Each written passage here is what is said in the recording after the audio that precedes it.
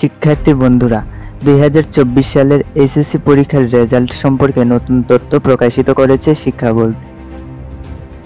কোটা সংস্কার আন্দোলনের কারণে এবারের এইচএসসি পরীক্ষার কয়েকটি বিষয়ের পরীক্ষা স্থগিত হয়ে গিয়েছিল।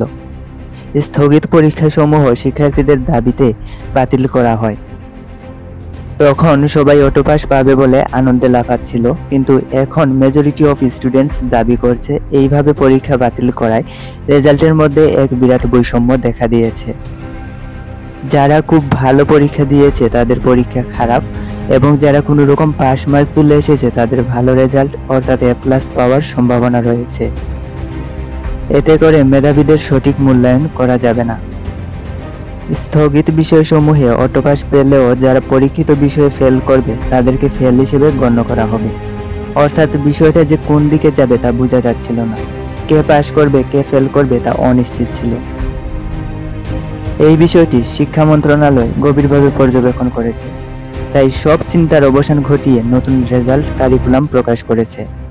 আগের পোর্টালে বলা হয়েছিল এইচএসসি 2024 রেজাল্ট এসএসসি ও জেএসসি সমমান পরীক্ষার সাবজেক্ট ম্যাপিং করে দেয়া হবে, কিন্তু এতে রেজাল্ট প্রকাশে আরও 2-3 মাস সময় লেগে যাবে। তাই নতুন কর্মসূচি অনুযায়ী শুধুমাত্র এসএসসি পরীক্ষার সাবজেক্ট ম্যাপিং করে রেজাল্ট দেয়া হবে। এতে শিক্ষার্থী বন্ধুরা তোমরা দুইটি বড় সুবিধা পাচ্ছ। এক হলো যাদের এসএসসি পরীক্ষায় A+ ভালো রেজাল্ট এসেছিল তাদের এবারের পরীক্ষাতেও ভালো রেজাল্ট আসবে, অর্থাৎ অটোপাসের ভিত্তিতে নয় বরং এসএসসি রেজাল্টের ভিত্তিতে ফল প্রকাশ করা হবে।